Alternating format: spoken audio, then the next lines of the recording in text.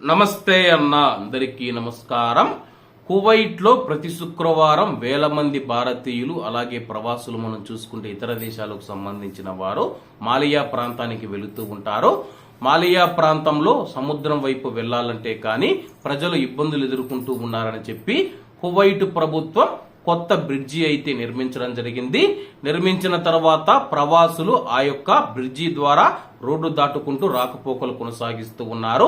అలాగే ఈ యొక్క బ్రిడ్జి పైన ప్రస్తుతం వివాదం నెలకొంది.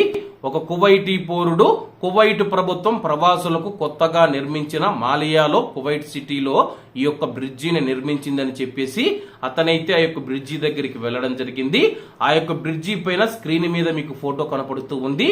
ఎక్కడ చూసినా సరే పాన్ పరాకు సంబంధించి ఉమ్మి వేస్తూ ఉన్నారు. చాలా మంది కిల్లీలు అవి వేసుకుని అవైతే ఉమ్మి వేస్తూ ఉన్నారు. దీన్ని ఆ యొక్క కువైటీ పౌరుడు చూసి సోషల్ మీడియాలో ఫోటోలు పెట్టడం జరిగింది. కువైట్ ప్రభుత్వం ఎంతో డబ్బు ఖర్చు పెట్టి ప్రవాసులకు కొత్త బ్రిడ్జిని ఏర్పాటు చేస్తే వాళ్ళు ఆ యొక్క బ్రిడ్జిని అపరిశుభ్రంగా ఎక్కడంటే అక్కడ ఉమ్మి వేస్తూ ఉన్నారని చెప్పేసి అతనైతే సోషల్ మీడియా వేదికగా అయితే ఆగ్రహం వ్యక్తం చేయడం జరిగింది. అలాగే ఆ యొక్క బ్రిడ్జి గుండా మనం చూసుకుంటే చాలా దేశాలకు సంబంధించిన ప్రవాసులు అయితే వెళుతూ ఉంటారు. మన భారతీయులు కావచ్చు, పాకిస్తానీలు కావచ్చు, ఫిలిపిన్లు కావచ్చు, శ్రీలంకన్స్ కావచ్చు, బంగ్లాదేశ్ కు చెందిన వారు కావచ్చు, అన్ని దేశాలకు చెందిన వారు ఉంటారు.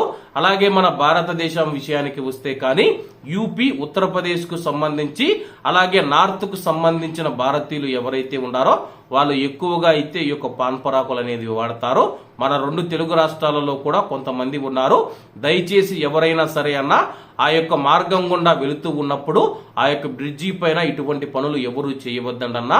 ఎందుకంటే అక్కడ ప్రస్తుతం మెయిన్ గా వినపడే మాట ఏంటంటే భారతీయులు ఎక్కువగా ఇటువంటి పనులు చేస్తూ ఉన్నారని చెప్పి వస్తూ ఉంది.